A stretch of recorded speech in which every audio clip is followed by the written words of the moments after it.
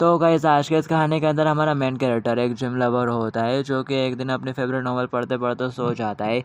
और फिर जब उसकी आँख खुलती है तो वो अपनी ही नॉवल के मेन कैरेक्टर के तौर पर खुद को पाता है। और अब क्या होगा उसका, ये जानने के लिए आपको ये मांगा एंड तक देखनी पड़ेगी। तो चलो शुरू करते हैं, लेट्स स्टार्ट। तो गए इस एपिसोड के स्टार्ट में हमें सियोल के सबसे बड़े फिटनेस सेंटर का सीन दिखाया जाता है। वहाँ के एक छोटे से एम्प्लॉय ऑफिस के अंदर एक बंदा बैठा हुआ लाइव स्ट्रीम कर रहा होता है। कह रहा होता है, हेलो गाइस, मैं हूँ चोई कैंगयोक और आप देख रहे हो बेस्ट जिम रेट टीवी। और यही हमारी कहानी का मेन कैरेक्टर होने वाला है जो कि आज बियर और चिकन खाएगा, क्योंकि फिलहाल ये ट्रेंडिंग में चल रहा है ना, वो भर भर के खाना और लाइव स्ट्रीम में दिखाना। तो वही कर रहा होता है अपना मेन कैरेक्टर। कैमरा चालू करके खाने के लिए बैठ जाते हो। कह रहा होता है वो ये तो वाकई में टेस्टी है। चोई कहता है, मैं श्योर हूँ तुम लोग मेरे मसल्स के बारे में तो सोच रहे होगे। और फिर साथ में बताया जाता है लेकिन जो चोई है वो वर्कआउट के साथ बहुत ही ज़्यादा ऑब्सेस्ड है। और ऑफ कोर्स वो जन्म से ही ऐसा नहीं था, वो जन्म से ही एक जिम रैट नहीं था। एक्चुअली इसके पीछे, उसके तरह के बनने के पीछे एक रीज़न है। वो एक बार बहुत बुरी तरह से इंजर्ड हो गया था। अगर उस समय वो अपनी मसल के ऊपर काम नहीं करता तो उसके लिए चलना भी बहुत ही ज़्यादा मुश्किल हो जाता। उसे काफ़ी सारी चोटें लगी थी एक स्पेशल फोर्स मिशन के दौरान। और फिर उसके बाद उसने कई सारी फिजिकल थेरेपी लेना स्टार्ट कर दी ताकि वो रिकवर हो सके। और फिर उसके बाद उसने काफ़ी सारी अलग अलग एक्सरसाइज को भी करना शुरू कर दिया था। उसको सुनने में जैसे ही आता कि ये तुम्हारे हेल्थ के लिए अच्छा हो सकता है तो वो वही करना स्टार्ट कर देता। यहाँ तक कि उसने न्यूट्रिशन और डाइट के बारे में भी अच्छे से पढ़ना स्टार्ट कर दिया था और काफ़ी नॉलेज भी गेन कर ली थी। और फिर इसी तरह से वो एक दिन नेशन का बेस्ट जिम रेड बन गया, मेरा मतलब नेशन बेस्ट फिटनेस ट्रेनर। तो अब आखिर सवाल ये आता है कि आखिर ये इस स्ट्रीम में इस तरह का चैलेंज कर क्यों रहा है। क्या इसको इस बात की चिंता नहीं कि ये अपनी मसल लूज कर देगा? वैसे इसके पीछे एक रीज़न है। चोई के साथ एक डिजास्टर हुआ था जिससे कि उसकी पूरी दुनिया हिट हो गई। वो मतलब कि ऐसा समझ सकते हो वो फाइनेंशियली स्टेबल नहीं है, काफ़ी ज़्यादा कर्जे में है और उसका जिम घाटे में चल रहा है। तो अभी वो ये सब करता है जिम को मेंटेनेंस रखने के लिए। और फिलहाल चोई के पास कोई और चॉइस नहीं थी, इसलिए वो अभी एक स्टीमर बन गया। हालांकि इससे जो उसको प्रॉफिट होता है वो 5 जगहों की लोकेशन के जिम को मेंटेनेंस रखने के लिए काफ़ी नहीं है। और चोई लाइव स्ट्रीम करते करते रोना भी शुरू कर देता है। तो लोग पूछने लगते हैं क्या तुम रो रहे हो? वो कह रहा होता है, नहीं नहीं, मेरी आँख में बस कुछ चला गया था। और फिर साथ ही वो थम्स अप करते हुए कहता है, ठीक है फिर मैं कल आप लोगों से मिलता हूँ। चैनल को लाइक और सब्सक्राइब करके नोटिफिकेशन बेल को ऑन करना मत भूलना प्लीज़। और फिर जैसे लाइव स्ट्रीम ऑन होती है वो कह रहा होता है, अरे नहीं, मेरे को तो अभी से ही कल को लेकर बहुत ही ज़्यादा चिंता हो रही है। मैंने फ्राइड चिकन खाया और बियर भी बहुत सारी पी ली जिसमें बहुत ज़्यादा कैलोरीज होती है। तो अब मेरे को काफ़ी सारा वर्कआउट करना पड़ेगा, लेकिन ये मेरी बॉडी के लिए बहुत ज़्यादा हार्ड होने वाला है बिकॉज मैंने अल्कोहल इंटेक जो करी थी। आखिर ये सारी चीज़ें ऐसे कैसे हो गई? मेरे को आज के लिए आराम कर लेना चाहिए। वैसे भी डॉक्टर ने भी यही कहा था। और फिर साथ ही वो याद करने लगता है, डॉक्टर ने कहा था स्ट्रेस की वजह से तुम्हारे पूरे बाल झड़ जाएंगे। यह सुनते ही उसके ऊपर बिजली टूट पड़ती है। डॉक्टर कहता है, आई गेस तुमने ये नोटिस नहीं करा बिकॉज तुम बहुत ज़्यादा हेल्दी हो, लेकिन तुम्हारी बॉडी ऑलरेडी अंदर से थोड़ी ब्रेक डाउन हो गई है काफ़ी ज़्यादा स्ट्रेस की वजह से। इसलिए तुमको अपना काम थोड़ा कम करके आराम करना होगा, अदरवाइज वो बोलते हैं अदरवाइज क्या? डॉक्टर बोलता है तुम टकले हो जाओगे। ये सुनते से वो एकदम परेशान हो जाता है और खुद को टकलेपन में मेंशन करने लगता है। कह रहा होता है, नहीं मैं गंजा नहीं होना चाहता, अगर मैं गंजा हो गया तो कोई भी लड़की मेरे को भाव नहीं देगी और मैं हमेशा हमेशा के लिए बस सिंगल ही रह जाऊंगा। डॉक्टर कहता है, मैं तुमको कुछ मेडिसिन लिख के दे देता हूँ, लेकिन सबसे ज़्यादा इंपॉर्टेंट बात यही है कि तुमको थोड़ा आराम करने की ज़रूरत है और अपने स्ट्रेस को कम करने की ज़रूरत है, समझ रहे हो ना? और फिर कहानी प्रेजेंट में आ जाती है। चोई सिर के ऊपर हाथ मारते हुए कह रहा होता है, आराम करना है, अब मुझे क्या करना चाहिए? आई डोंट नो, अब मैं क्या करूं? मैं तो बस हमेशा ही काम और एक्सरसाइज करता रहता हूं। और फिर साथ ही वो मोबाइल निकाल के कहता है, अरे हाँ मेरे को अभी याद आया। और फिर साथ ही वो मोबाइल में देखने लगता है और कह रहा होता है, अपनी बिजी लाइफ स्टाइल के चलते मैं तो इसके बारे में बिल्कुल भूल ही गया था कि मेरे को नॉवेल्स और मांगा पढ़ना बहुत ज़्यादा अच्छा लगता था जब मैं एक बच्चा था। चोई जो कि थोड़े गरीब परिवार में बड़ा हुआ है, उसके ग्रैंड पेरेंट्स ने उसे बड़ा करा था। उसके बाहर उसके घर के पास एक बुक स्टोर थी जहाँ से वो नॉवल खरीद के लाता था और पढ़ता था। और ये मोमेंट उसकी लाइफ के लिए काफ़ी यादगार थे। ये सब याद करने के बाद चोई बोल रहा होता है, ग्रैंडपा हमेशा मेरे को इसके लिए लेक्चर देते रहते थे, चलो देखते हैं कि आखिर इसमें है क्या। और फिर उसको अपने एक फेवरेट ऑथर की कॉमिक नज़र आ जाती है, नॉवल बोल लो या फिर। और ठीक उसी के नीचे उसको एक और नॉवल नज़र आती है जो कि बचपन में उसे बहुत ही ज़्यादा पसंद थी, लेकिन फिलहाल वो अपने फेवरेट ऑथर की कॉमिक क्लिक करके अंदर आ जाता है जो कि एक न्यू सीरीज़ होती है। चोई बोलता है, मैंने ये वाला टाइटल तो पहले कभी नहीं देखा। शाओलिन मॉन्क मुनजिन इस कहानी का मेन कैरेक्टर है जो कि एक शाओलिन टेम्पल में जाता है और फिर एक बहुत ही बढ़िया मार्शल आर्टिस्ट बन जाता है।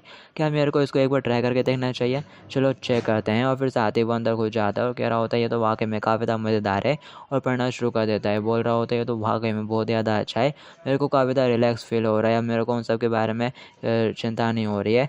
और मैं तो भूल ही गया था कि लास्ट टाइम मैंने इस तरह से कब रिलैक्स करा था। और फिर साथ ही वो अपने चाइल्डहुड की मेमोरीज़ में थोड़ा खो जाता है और कह रहा होता है मैंने जब भी लास्ट टाइम रिलैक्स करा था जब मैं एक बच्चा था, और वो फटाक से वहीं बेहोश होकर गिर जाता है या फिर बोलो सो जाता है। और फिर तभी उसके मोबाइल से एक तेज़ सफ़ेद सी रोशनी निकलती है और पूरे में अंधेरा छा जाता है। और फिर कोई बंदा मुंजिन मुंजिन जाग जाओ करते हुए उसे जगा रहा होता है। कह रहा होता है मुंजिन जाग जाओ, अपन को सुबह एक एक्सरसाइज करने के लिए जाना है। वो फटाक से उठ जाता है, कह रहा होता है कि मॉर्निंग वर्कआउट। और फिर वो उसको देखकर काफ़ी ज़्यादा हैरान हो जाता है। वो बच्चा टकला होता है और उसने शाओलिन टाइप के कपड़े पहने हुए रहते हैं। और वो कह रहा होता है आप लोग लेट हो जाएंगे यार, सभी लोग निकल चुके हैं, बस अपन ही रह गए हैं, जल्दी करो। चोई कहता है बच्चे आखिर तुम मेरे घर में ऐसे कैसे घुस गए। और साथ ही वो सोच रहा होता है आखिर ये बच्चा है कौन, और आखिर किसने इस बच्चे का हेड इतना शेव कर दिया। और वो लड़का कहता है क्या बच्चा, मैं तुमसे बड़ा हूँ और साथ ही साइज में भी मैं तुमसे बड़ा हूँ। और चोई कहता है कि तुम मुझसे बड़े हो। और साथ ही हमें बताया जाता है चोई की हाइट 180 सेंटीमीटर है और उसका वज़न 90 kg है। तो जाहिर सी बात है वो एक काफ़ी लंबा चौड़ा आदमी है। तो ये सुनने के बाद वो थोड़ा हैरान हो जाता है और कह रहा होता है बच्चे के तुम्हारी आंखें ख़राब तो नहीं हो गई, ज़रा अच्छे से देखो। और साथ ही वो सोच रहा होता है आखिर ये बच्चा मेरे घर में आया कैसे। और फिर तभी वो थोड़ा आजू बाजू देखता है और देख कर एकदम हैरान हो जाता है क्योंकि उसे ये जगह अपने घर जैसे नहीं लग रही होती है। और फिर साथ ही वो खुद के कपड़े देखता है और खुद के सिर के ऊपर हाथ फेरते हुए कहता है व्हाट, और जोर से चिल्ला पड़ता है और खड़ा हो जाता है। बोल रहा होता है आखिर मेरे बालों के साथ क्या हो गया, आखिर मैं कहाँ पर हूँ और ये जगह मेरे घर जैसी भी नहीं लग रही है। ज़रा एक मिनट रुको, इस बच्चे ने भी क्या कहा मेरे को, मुजिन। ये बिल्कुल उसी तरह से सिमिलर साउंड कर रहा है जैसा कि उस कहानी के मेन कैरेक्टर का नाम था, जो कि जस्ट कुछ देर पहले मैं अभी रीड कर रहा था। और फिर साथ ही वो परेशान हो जाता है, सोच रहा होता है आखिर मैं मुजिन कैसे बन गया और आखिर मैं कहाँ पर हूँ। और ज़रा रुको, नहीं मेरी बॉडी, मेरे मसल्स, मैं तो बस पढ़ते पढ़ते थोड़ा सो गया था और ये। और फिर तभी वो एकदम हैरान हो जाता है और रिलैक्स होते हुए कह रहा होता है अरे ये तो बस एक सपना होगा। जब मैं बच्चा था और बचपन में ऐसी नॉवेल्स पढ़ता था तो मेरे को बहुत इस तरह के सपने आते थे, तो ये भी कुछ शायद वैसे ही हो सकता है। और साइड में खड़ा बंदा कहता है आगे तुम्हें किस बारे में बातें कर रहे हो, अब लोग लेट हो जाएंगे, चलो यार। चोई कहता है हाँ चलो चलते हैं। और वो सोच रहा होता है कितना प्यारा बच्चा है। वो कह रहा होता है जल्दी करो, अपन को जल्दी करना है। चोई कहता है ठीक है और साथ ही वो उसके पीछे पीछे भाग पड़ता है और कह रहा होता है मन ही मन में हाँ ये ज़रूर एक सपना ही होगा, तो अभी जो कुछ चल रहा है मुझे उसे एंजॉय करना चाहिए। और फिर दिखाया जाता है इनका टीचर जोर से चलाते हुए कहता है तुम लोग दिन के पहले शेड्यूल में ही इतना ज़्यादा लेट हो चुके हो, लगता है कि तुमको एक अच्छा सबक सिखाना ही पड़ेगा, जाके अपनी जगह लो। चोई के साथ का बंदा टीचर से सॉरी सॉरी बोलना शुरू कर देता है, जबकि चोई सोच रहा होता है वो ये सपना तो कितना ज़्यादा रियल फील दे रहा है। टीचर कहता है अब लोग पहले हॉर्स स्टैंस के साथ शुरू करेंगे।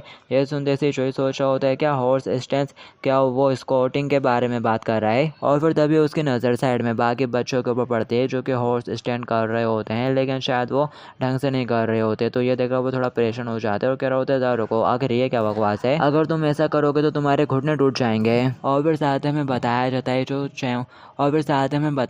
है चोई कैंग यूंग ने वेट वाले काफ़ी सारे एक्सरसाइज करी हैं, वो भी सही पोस्चर के साथ। तो उसे पता है कि लोअर बॉडी और कोर एक्सरसाइज कितनी ज़्यादा इंपॉर्टेंट होती है। और जब भी वो ऐसे ट्रेनर्स को देखता है जो कि रॉन्ग एक्सरसाइज सिखा रहे होते हैं और बस अपर बॉडी के ऊपर ही फोकस कर रहे होते हैं, वो लोग कोर एक्सरसाइज को तो बिल्कुल भूल ही जाते हैं सिखाना। और ये वाकई में बहुत ही ज़्यादा रिडिकुलस है। और फिर कहानी प्रेजेंट में आ जाती है। चोई सोच रहा होता है नहीं उनके पैर बहुत ज़्यादा दूर दूर है, उन्हें अपनी पीठ सीधी करने और नेचुरल तौर पर आगे की ओर झुकने की ज़रूरत है। और ये एक ऐसी सिचुएशन है जहाँ पर एक सच्चा जिम जाने वाला इसे बर्दाश्त नहीं कर सकता। वो टीचर जोर से चिल्लाते हुए कहता है हमारी लोअर बॉडी मार्शल आर्ट की फाउंडेशन होती है, अगर तुम लोग अपने लोअर बॉडी का यूज़ करते हुए अपने बैलेंस को मेंटेन नहीं रख पाते तो तुम किसी भी पंचिंग या स्टाफ टेक्निक में अपनी ताकत ठीक से नहीं लगा पाओगे। चोई कहता है आखिर वो इन बच्चों से ये क्या बातें कर रहा है जिसको सही पोस्चर का भी ज्ञान नहीं है। और फिर हमें बताया जाता है जो इस तरह का पर्सन है जो कि लोगों को गलत तरीके से एक्सरसाइज करते हुए नहीं देख सकता, बिल्कुल भी बर्दाश्त नहीं कर सकता, भले ये सब कुछ सपने में ही क्यों ना हो रहा हो। और फिर साथ ही उसके सबर का बांध टूट जाता है। वो चिल्लाते हुए कहता है यू एरोगेंट रास्कल, तुमको तो एक्सरसाइज के बारे में बेसिक चीज़ें भी ढंग से पता नहीं है। ये सुनते से वो बंदा उसकी तरफ देखते हैं और सभी लोग उसकी तरफ देखना शुरू कर देते हैं और बच्चे भी बहुत ज़्यादा हैरान हो जाते हैं। और उसका दोस्त कह रहा होता है मुंजुन क्या हो गया तेरे को। तो वो बंदा जोर से चिल्लाते हुए कहता है आखिर तेरी हिम्मत कैसे हुई ब्रेड ट्रेनिंग के बीच में नॉनसेंस करने की, तुमको ये ट्रेनिंग टफ लग रही है तो तुम एक्सक्यूज के तौर पर यहाँ पर बहाना मारने की हिम्मत कर रहे हो। क्या तुमको ऐसा लगता है कि एक शाओलिन डिसाइपल का बिहेवियर इस तरह से होना चाहिए, तुम बिल्कुल भी अच्छा नहीं कर रहे हो। दूसरा भी कह रहा होता है हाँ जल्दी से अपनी पोजीशन पर जाओ। जो ही सोच रहा होता है क्योंकि ये एक मार्शल आर्ट नॉवल है इसलिए मेरे को उनके चिल्लाने में भी एनर्जी महसूस हो रही है, लेकिन मैं तो वो कह के रहूँगा जो यहाँ पर कहना ज़रूरी है। और वो बोल देता है मेरा मतलब है कि तुम्हारी एक्सरसाइज में गड़बड़ है। और वो मन ही मन कह रहा होता है मैं इस तरह से डरा डराने धमकाने से पीछे नहीं हटूंगा। और फिर साथ ही वो एक फ्लैशबैक में चला जाता है जहाँ पर एक बंदा उसे कह रहा होता है कि मैं वाकई में विग 3 एक्सरसाइज करने के बाद 500 kg टच कर पाऊंगा, जैसे कि यूट्यूब वाली वीडियोस में बताया है। क्या ये पॉसिबल है? शोई कहता है तुमको बातों की बजाय एक्सरसाइज पर फोकस करना चाहिए। और वो कह रहा होता है उस तरह के डरावने मेंबर से निपटने के कंपैरिजन में ये तो काफ़ी आसान है। वो लोग काफ़ी ज़्यादा गुस्सा हो जाते हैं और उनमें से एक शोई की तरफ उंगली पॉइंट करते हुए कह रहा होता है तुम एक शाओलिन डिसाइपल हो और तुम यहाँ पर ये कह रहे हो कि शाओलिन की ट्रेनिंग में कुछ गड़बड़ है। शोई सोचता है वाओ ये सब ना तो कितना ज़्यादा रियलिस्टिक लग रहा है, तो अब मैं भी इसके साथ खेलूंगा और एक मार्शल आर्टिस्ट की तरह बोलूँगा। शोई कहता है हाँ, अगर हम लोग अभी करेंट मेथड से ट्रेनिंग करना कंटिन्यू रखते हैं तो हमारे घुटनों में चोट लग जाएगी और बाद के सालों में हमें बहुत ज़्यादा कष्ट सहना पड़ेगा। और वो बंदा कहता है यह महज उन लोगों द्वारा बनाया गया एक बहाना है जो कि कमज़ोर होते हैं। ये सुनते ही शोई कहता है माफ़ करना, क्या कमज़ोर लोगों के लिए अपने शरीर और दिमाग को ट्रेन करना मार्शल आर्ट नहीं है? लेकिन तुम यहाँ पर ये कह रहे हो कि ये कुछ ऐसा है जिसे कमज़ोर लोग नहीं सीख सकते। कितना विरोधाभासी बयान है। वो बंदा कहता है वो कि तभी पीछे से एक बंदा उसको रोक देता है और बोलता है तुमने जो मेंशन करा शाओलिन की ट्रेनिंग उससे काफ़ी डिफरेंट होती है। हम मार्शल आर्ट की ट्रेनिंग लेते हैं ताकि हम स्वयं को बेहतर बना सकें और आत्मज्ञान प्राप्त कर सकें। शोई कहता है अच्छा क्या ऐसा है क्या? मतलब कि तुम ये कह रहे हो कि शाओलिन एक ऐसी जगह है जहाँ पर कमज़ोर लोग आत्मज्ञान प्राप्त नहीं कर सकते? वो बंदा कहता है मेरा मतलब ये नहीं था। और साथ ही चिल्लाकर कहता है मैं ये कह रहा हूँ कि हम अपने शरीर को ट्रेन करते हैं ताकि हम अपने दिमाग को भी ट्रेन कर सकें। एक इंसान का दिमाग कमज़ोर होता है, हम कठिनाई के समय आराम चाहते हैं और वो बुरे विचार आसानी से हमारे दिमाग में आ जाते हैं और हम अपने दिमाग को पहले से ट्रेन कर रहे हैं ताकि हम वैसे समय में मुश्किलों को सह सकें और उभर सकें। शोई कहता है मुझे लगता है कि हमारे दिमाग को ट्रेन करने की ज़रूरत सिर्फ तभी होती है जब हम छोटे होते हैं। ये सुनते सिर्फ वो बंदा कहता है अब तुम ये क्या बकवास कर रहे हो? शोई कहता है क्या ये वही नहीं है जो कि तुम कह रहे थे? तुमने कहा कि हमारे दिमाग को ट्रेन करने के लिए जब हम छोटे होते हैं तो हमारे घुटनों का नुकसान पहुंचना ठीक है और फिर उसी डैमेज बॉडी के साथ बूढ़ा होने के बाद हमें उसी तरह के कठिन समय से गुजरने की कोई ज़रूरत नहीं होगी। क्यों? क्या इसका मतलब ये नहीं हुआ कि जब हम जवान होते हैं तो हमें थोड़ा कष्ट पहुंचना चाहिए, हमें थोड़ा कष्ट होना चाहिए, तभी हम निश्चित तौर पर आत्मज्ञान प्राप्त करने के लायक हो पाएंगे? क्यों? और अब उसकी बात सुनते से यहाँ पर सारे बच्चे आपस में फुसफुसाना शुरू कर देते हैं और वो बंदा भी परेशान हो जाता है और मनी मन कह रहा होता है ये लिटिल ब्रैट। के तभी शोई एक मोंग की तरफ इशारा करते हुए बोलता है मुझे हैरानी है कि वो इतनी उम्र तक आते आते कितना कुछ झेल चुका होगा। क्या वो इतनी अधिक उम्र में भी आत्मज्ञान प्राप्त करने के लायक रहेगा? ये देखकर वो बंदा भी परेशान हो जाता है और सोच रहा होता है लगता है कि बच्चा पागल हो गया है, ये क्रेजी हो रहा है। उसने ऐसी बात बोल दी, वो भी फर्स्ट क्लास डिसाइपल हैंग जुन से। हैंग जुन एक लंबी सांस लेता है और फिर साथ ही बहुत जोर से चिल्लाता है। उसके चिल्लाने से यहाँ पर सभी लोगों के कान में दर्द हो जाता है और जो भी पूरे अंदर तक हिल जाता है और सोच रहा होता है तो फर्स्ट क्लास का डिसाइपल ये होता है। यहाँ पर सभी लोग एकदम शांत हो जाते हैं, थोड़ी देर के लिए सन्नाटा छा जाता है और फिर वो आगे बढ़ते हुए कह रहा होता है मैंने वो सब कुछ सुना जो भी तुमने कहा। जैसा कि सेकंड क्लास के डिसाइपल्स ने कहा था और बौद्ध समूह की मार्शल आर्ट का उपयोग आमतौर पर खुद को ट्रेन करने के लिए किया जाता है और इसका मतलब ये हुआ कि ये आत्मज्ञान तक पहुंचने का एक उपकरण मात्र है। हालांकि हमारी मार्शल आर्ट इससे डिफरेंट होती है। वो पूछता है कैसा डिफरेंट? हमारी मार्शल आर्ट का उपयोग जनता को बचाने के लिए किया जाता है। हम इसका इस्तेमाल उन परेशान करने वाली बुराइयों और राक्षसों से लोगों को बचाने के लिए करते हैं। शोई बोलता है क्या तुम ये कह रहे हो कि हम यहाँ पर एक ऐसी ट्रेनिंग कर रहे हैं जिससे हमारे घुटनों को नुकसान पहुंचेगा ताकि हम जनता की रक्षा कर सकें? यह सुनते से वो मोंग भी थोड़ा गुस्सा हो जाता है और सोच रहा होता है ये बच्चा, अगर हम इसे ऐसे छोड़ देते हैं तो ये भी पॉसिबल हो सकता है कि वो अपने आसपास के लोगों पर भी बुरा प्रभाव डालेगा, उनको भी इन्फ्लुएंस कर देगा। लेकिन एक बौद्ध समूह का अडल्ट किसी नए और यंग भिक्षु को पर्सनली तौर पर पनिश नहीं कर सकते। तो फिर इस केस में और वो उसे कहता है अगर तुमको वाकई में ऐसा लगता है कि हमारे शाओलिन का ट्रेनिंग मेथड गलत है तो प्रूफ करके बताओ। चोई कहता है तो फिर तुम ही बताओ कि मैं इसको कैसे प्रूव करूं। मोंग कहता है अब जबकि तुम कह रहे हो कि हमारी ट्रेनिंग गलत है तो इसका मतलब ये हुआ कि तुम्हें ट्रेन करने का करेक्ट वे तो पता ही होगा, और अगर ऐसी बात है तो फिर मैं चाहता हूँ कि तुम ऐसे बंदे के खिलाफ जीत के बताओ जिसने हमारे शाओलिन ट्रेनिंग मेथड से खुद को तैयार कराओ। यह सुनते से ही चोई थोड़ा घबरा जाता है, कह रहा होता है आखिर मुझे किसके अगेंस्ट फाइट करनी पड़ेगी? अब मुझसे ये मत कहना कि मुझे तुमको फाइट में हराना पड़ेगा। मोंग कहता है ये फाइट एकदम फेयर होगी, मैं उस बंदे को तुम्हारे खिलाफ रखूंगा जो कि सेम टाइम पर ही आया हो जब तुम यहाँ पर आए थे। और फिर साथ ही वो एक बंदे को आवाज देता है मोगुन यहाँ पर आओ, तो भीड़ से निकल कर एक बड़ा सा बच्चा आने लगता है अपने हाथ चटकाते हुए। मोंग कहता है अगर तुमने जो कुछ भी कहा वो सच है तो मैं तुमको एक मौका दे रहा हूँ खुद को प्रूव करने का। मैं तुमको 7 दिन दूंगा और टाइम आज से स्टार्ट होता है। तुम खुद को अपने उसे करेक्ट मेथड से ट्रेन करो और फिर इसके साथ स्पार करो। चोई सोच रहा होता है ये लड़का ऑब्वियसली डिफरेंट बेड क्लास का है और ये यहाँ पर कह रहा है कि ये एक फेयर फाइट है। वाह सीरियसली ये यहाँ पर इस तरह से ऐड कर रहा है जिससे कि कि उसे फेयरनेस की परवाह हो। ये तो यहाँ पर इस बच्चे का इस्तेमाल करते हुए मेरा मुंह बंद करवाना चाहता है। वाह कितना भयानक सीनियर है। और वो मोंग सोच रहा होता है मैंने यहाँ पर एक सिचुएशन क्रिएट कर दी है, अब वो पक्का कुछ भी और नहीं बोलेगा। तभी शोई कहता है ठीक है चलो मैं ये करने के लिए तैयार हूँ। और वो सोच रहा होता है तुमको क्या लगता है कि मैं किसी लड़के के खिलाफ नहीं जीत पाऊंगा, बस इंतजार करो। और फिर एक हफ्ते बाद देखना दिखाया जाता है वो बंदा घूर घूर के चोई को ही देखना शुरू कर देता है। सारे बच्चे आपस में फुसफुसाना भी शुरू कर देते हैं और वो मोंग काफ़ी तक गुस्सा हो जाता है और मुड़ के जाने लगता है। कह रहा होता है मूनचिन और तुमने अपने लिए एक बहुत ही ज़्यादा कठिन रास्ता चुना है, अभी थामा और तुम सभी लोग ट्रेनिंग करना स्टार्ट करो। सभी लोग कहते हैं ठीक है सर। और जो चोई का दोस्त रहता है वो कह रहा होता है मुझे ना कर तुमको ये क्या हो गया, तुमने ये क्या कर दिया, जल्दी से जाओ और उनसे माफ़ी मांग लो यार। तभी एक सीनियर चलाते हुए कहता है मुझे जल्दी से अपनी पोजीशन पर वापस आओ। वो कहता है ठीक है सर। यहाँ पर सभी सीनियर्स बहुत ज़्यादा गुस्से के साथ उसको देख रहे होते हैं और उसके उम्र के बच्चे पे आपस में बातें करना शुरू कर देते हैं। आखिर इसको क्या लगता है कि ये कौन है। और वो मोंग तो हो ही गया होता है उसे गुस्सा और कह रहा होता है मन ही मन में तेरे को तो मैं 7 दिन बाद देखता हूँ। और फिर इसके बाद हमें दिखाया जाता है चोई एक्सरसाइज करना स्टार्ट कर देता है। सभी लोग जहाँ पर अपने पैर चौड़े करके खड़े हुए थे उन्हीं के बीच में चोई लगातार स्क्वाट पे स्क्वाट मारे जा रहा होता है अपने स्टाइल में। तभी एक बंदा उसको आवाज़ देता है मुझे ना आगे तुम डिफरेंट तरीके की एक्सरसाइजेस क्यों कर रहे हो ट्रेनिंग के बीच में। चोई कहता है मोंग का है जो ने मेरे को परमिशन दे दी है तो क्या मैं ये नहीं कर सकता और क्या तुम्हारी रैंक उससे ज़्यादा हायर है। वो गुस्से के साथ कहता है यू लिटिल। तभी पीछे से वो मोंग कह रहा होता है चलो जाने दो, मैंने वैसे भी उसको परमिशन दे के रखी हुई है, छोड़ दो। तो फिर वो सीनियर भी कुछ नहीं कहता और फिर दिखाया जाता है जो चोई रहता है ना उसको बहुत ज़्यादा पसीने आ रहे होते हैं और वो अपने एक्सरसाइज कर रहा होता है और साथ ही दूसरों से कह रहा होता है तुम लोग गलत तरीके से एक्सरसाइज कर रहे हो, तुमको इस तरह से एक्सरसाइज नहीं करनी चाहिए, अगर तुम लोग ऐसा करोगे तो तुम्हारे घुटने मुड़ जाएंगे, तुम लोग तो अभी भी बहुत ही ज़्यादा यंग हो, अगर तुम्हारे घुटने डैमेज हो जाएंगे तो फिर कौन रिस्पॉन्सिबिलिटी लेगा। हाँ सभी लोग कहते हैं ऐसा पेटेंट करो जिससे कि यहाँ पर है ही नहीं, लेकिन चोई तो कहे जा रहा होता है कि तुम लोग गलत एक्सरसाइज कर रहे हो, बहुत ज़्यादा पेन होगा।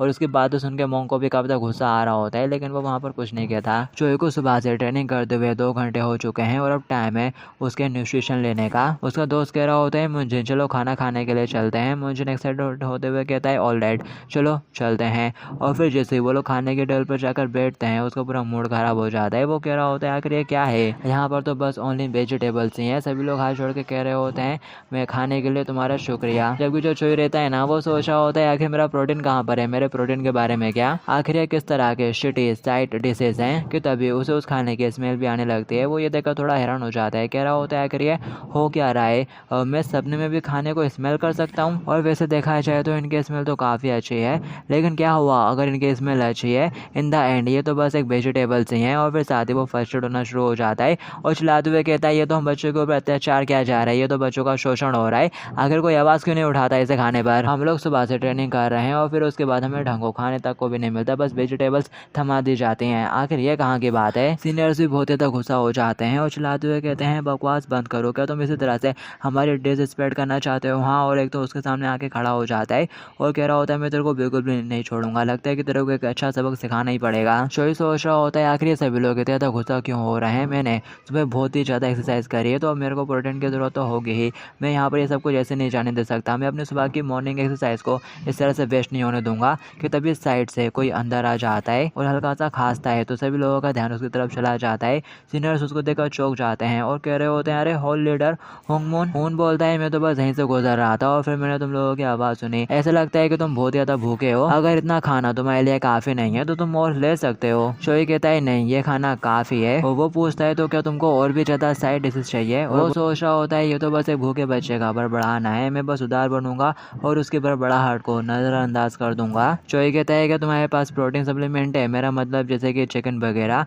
ये सुनते सिर्फ वो गुस्से के साथ कहता है व्हाट, और सब लोगों की बिल्कुल फट जाती है। वो लोग सोच रहे होते हैं आखिर ये क्या हो गया है इसको, क्या ये पागल हो गया, ये किस तरह के बकवास कर रहे हैं यहाँ पर। उसका दोस्त कहता है मुझे ना आकर तुमको हो क्या गया है, तुम हाल ही में काफ़ी अजीब तरह से ऐड कर रहे हो, कहीं तुम्हारे सरबर में तो नहीं लग गई ना, ठीक है ना सब। वो गुस्से के साथ चलाते हुए कहता है हमको प्रोटीन खाने की ज़रूरत है। तभी उसका दोस्त उसका हाथ पकड़ लेता है तो वो उसकी आंखों में खुद को देखता है और कह रहा होता है मेरी मसल्स मेरी बॉडी यहाँ पर कुछ तो अजीब है, जब मैंने एक्सरसाइज करी तो मैं थक गया और ऊपर से मेरे को खाने की स्मेल भी आ रही थी, अगर ये एक सपना होता तो अब तक मुझे जाग जाना चाहिए था, डोंट टेल मी कि यही रियलिटी है, डैम इट। ऐसा लगता है कि अब मेरे को जल्दी से पहले इस सिचुएशन के बारे में कुछ करने की ज़रूरत है। अभी फ़िलहाल मैं एक शाओलिंग टेम्पल में एक यंग मोंग को, और अब मेरे को जल्दी से यहाँ पर कुछ कहकर बात संभालनी होगी। वो सर झुकाते हुए कहता है मैं माफ़ी मांगता हूँ और मुझे लगता है कि मैंने भूख की वजह से बहुत ही ज़्यादा अजीब तरीके से ऐड कर दिया है। My mistake. खून सोच रहा होता है हाँ इस बच्चे ने कुछ ज़्यादा ट्रेनिंग कर ली है और ये बहुत ज़्यादा थक चुका है।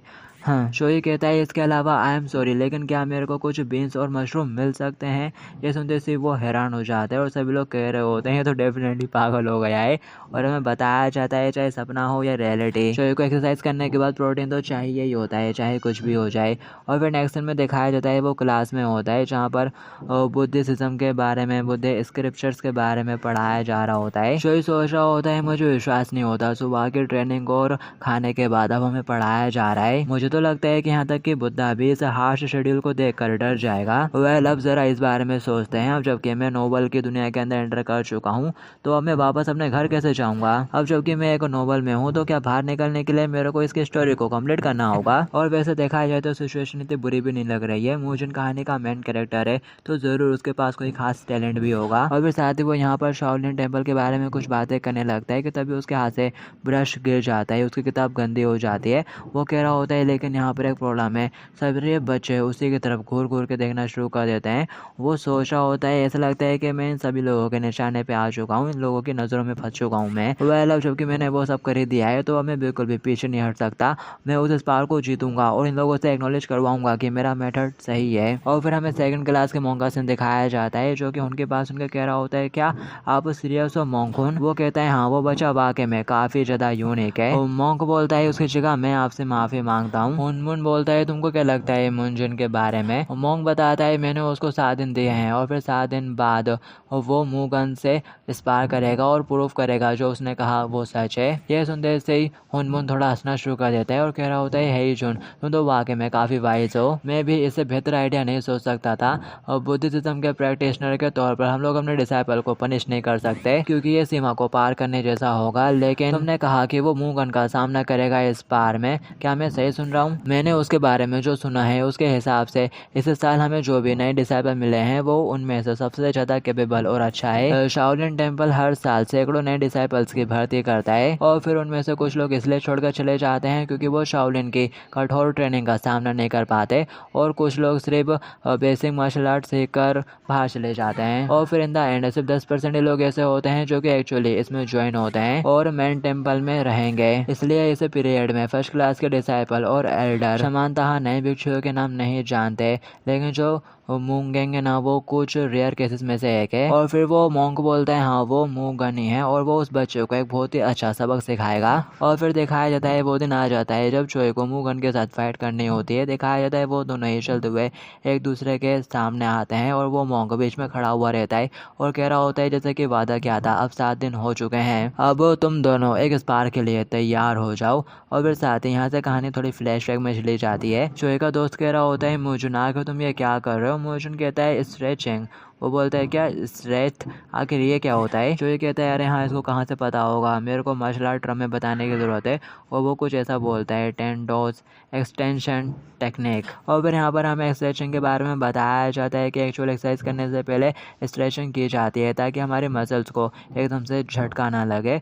और जो स्ट्रेचिंग रहती है ना उसके भी कई तरह के वेरिएंट्स एग्जिट करते हैं, अलग अलग तरह के मेथड होते हैं स्ट्रेचिंग में के भी। और ये मसल के फ्लेक्सिबिलिटी को इंक्रीज करती है और साथ ही जॉइंट की मोमेंटम रेंज को भी बढ़ा देती है। शोई बोलता है अगर तुम इसके बारे में इतना ज़्यादा क्यूरियस हो तो खुद ट्राई करके क्यों नहीं देखते? वो बोलता है क्या तुम चाहते हो कि मैं भी ट्राई करके देखूं? शोई कहता है हाँ क्यों नहीं, कोशिश तो करो। और फिर शोई उसको पैरों वाले स्ट्रेचिंग करवाता है। आजू बाजू वाले बच्चे देख के कह रहे होते हैं आखिर लोग कर क्या रहे हैं, ये कितना अजीब सा पोस्चर है। और वो शोई से पूछ रहा होता है मैं सही कर रहा हूँ ना, क्या मेरे को अपने पैरों को ऐसे रखना है? शोई कहता है हाँ तुम बहुत ज़्यादा अच्छा कर रहे हो। और वो सोच रहा होता है ये यहाँ पर इसलिए इसको इतनी आसानी से कर पाया क्योंकि ये अभी काफ़ी यंग है, लेकिन साथ ही ये चीज़ों को समझने में काफ़ी ज़्यादा तेज़ भी है। और फिर साइड से हमें आवाज़ आती है, कुछ बच्चे मुंह गन की तारीफें कर रहे होते हैं, वो जरा इसके पंचेस तो देखो। और फिर हमें भी दिखाया जाता है वो पंच मारने की प्रैक्टिस कर रहा होता है। ये देखकर आजू बाजू वाले बच्चे बोलते हैं वाओ मुंह गन कितना ज़्यादा लाजवाब है, उसने जो पंच चलाया उससे फिर जो आवाज़ निकली वो मुझे यहाँ तक सुनाई दे रही है। शोई का दोस्त भी कह रहा होता है वाओ ये कितना ज़्यादा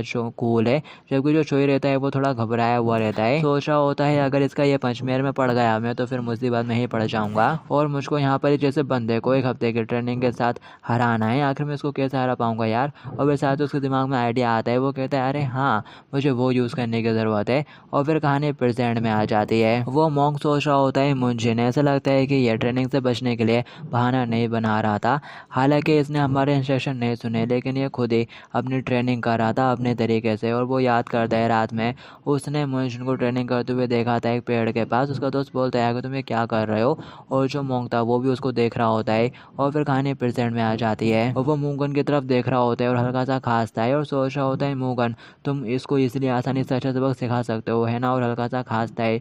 मुगन भी थोड़ा खुश हो जाता है और सोच रहा होता है वो मेरी तरफ भी देख रहे हैं, मोंग हेंजुन मेरी तरफ भी देख रहे हैं। आई एम सॉरी, लेकिन मैं तुम्हें ही रोनते हुए सीढ़ियों पर चढ़ूंगा। और फिर तभी जो चोई रहता है वो यहाँ पर स्ट्रेचिंग करना शुरू कर देता है, अपने कमर को सीधा करने लगता है और कह रहा होता है कि हम इमीडिएटली स्टार्ट कर सकते हैं। और वो मोंग आगे से कुछ नहीं कहता और मुगन सोच रहा होता है जरा देखो तो इस चूजे को कितना ज़्यादा टफ फाइट कर रहा है। और वो आगे बढ़ने लगता है और मोंग भी कहता है आगे बढ़ो और अब स्पार को स्टार्ट करो। वो कह रहा होता है मैं तुमको दिखाऊंगा अपने उस पंचेस ट्रेनिंग का रिजल्ट है जिसकी मैं 3 महीने से ट्रेनिंग कर रहा हूँ। और फिर जैसे मैच स्टार्ट होता है जो चोई रहता है ना वो बहुत ज़्यादा तेज़ी से आगे बढ़ता है उसकी तरफ। ये देखकर वो थोड़ा हैरान हो जाता है, लेकिन फिर वो भी आगे बढ़ते हुए अपने पंच को पीछे खींचते हुए उसको पंच मारने की कोशिश करता है, लेकिन वो सडनली झुकते हुए उसके पंच से बच जाता है। चोई उसके लोअर बॉडी की तरफ बढ़ता है। ये देखकर यहाँ पर मौजूद सभी लोग काफ़ी चौंक गए होते हैं। वो कहता है यू लिटिल, वो फटाक से उसका पाँव पकड़ लेता है और सोच रहा होता है मैं यहाँ पर एक बच्चे के ऊपर मॉडर्न मार्शल आर्ट का इस्तेमाल नहीं कर सकता। जो टेक्निक मैंने सीखी है अगर वो ज़रा सी भी गलत हो जाए तो इससे एक पर्सन की जान भी जा सकती है। और अभी करंट में वो टेक्निक इसके ऊपर इस्तेमाल करने के लिए सही है। और यहाँ पर मेरी बॉडी थोड़ी छोटी है, इसलिए मेरे को यहाँ पर इस तरह से टैकल करना पड़ेगा इसको। और वो उसको उठाकर टैकल करते हुए इन पे गिरा देता है। और मैच के स्टार्ट होने के 1-2 सेकंड के अंदर ही यहाँ पर चोई अपना मूव लगा देता है जो कि आमबार होता है। दर्द के मारे उसकी चीखें निकल जाती हैं।